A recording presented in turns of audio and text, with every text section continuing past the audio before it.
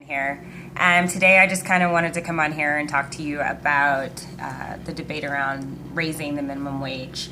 The purpose of this video is to give possibly a different perspective on a debate that has been roaring for many, many years as to whether or not we should keep the minimum wage at what it is and allow it to rise based on an employee's productivity, or should we mandate governmentally whether or not the minimum wage should be at a higher rate than what it is right now?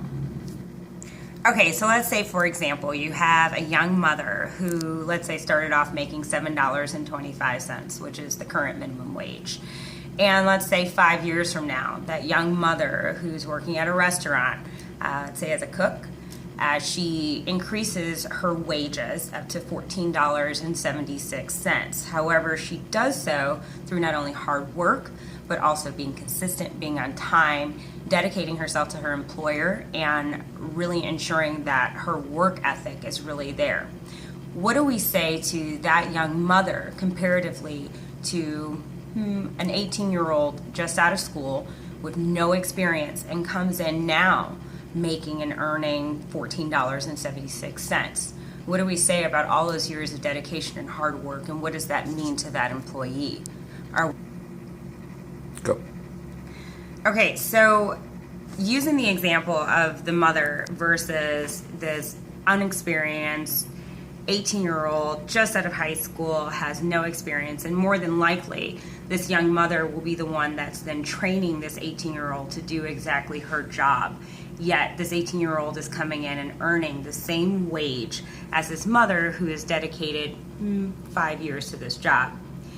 On the other hand, let's say you then have the business owner. The business owner being the person that's cutting these paychecks. The business owner being the one that has to maintain this establishment and maintain it because not only is it viable to the community, but just in America, that's what we're looking for. We're looking for that American dream.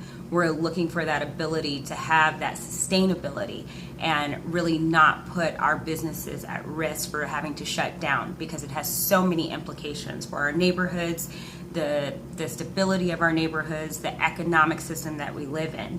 So let's say that that same worker comes in and they're earning $15 versus, what maybe 5 years ago that owner would have been able to start them off at $7.25.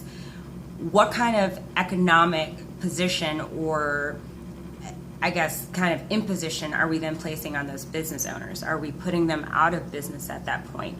Are we making it harder for them to be able to sustain their business?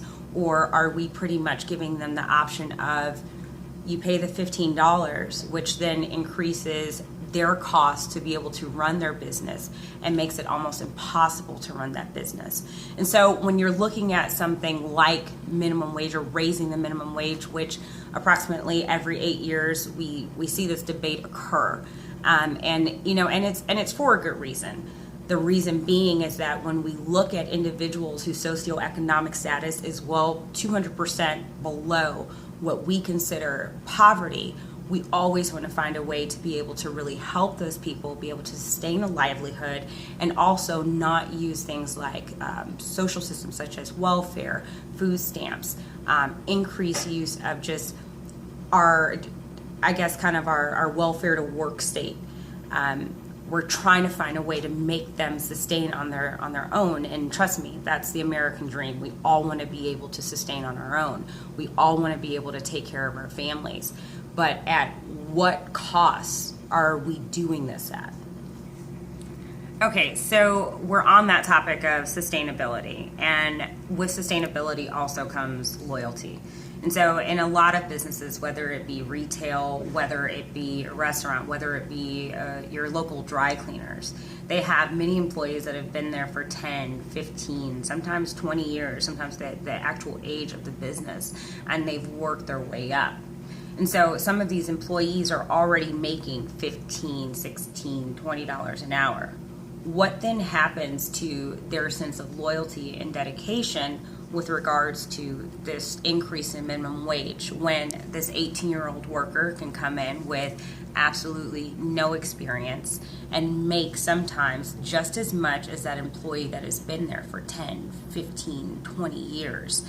And then there also comes that question of how do we then help our business owners, such as those retail owners, those local grocery stores, the local mom and pop pharmacies, things like that. How do we then help them to be able to then pay those wages without going out of business? And so the real question and the real argument here and just kind of the oversight is,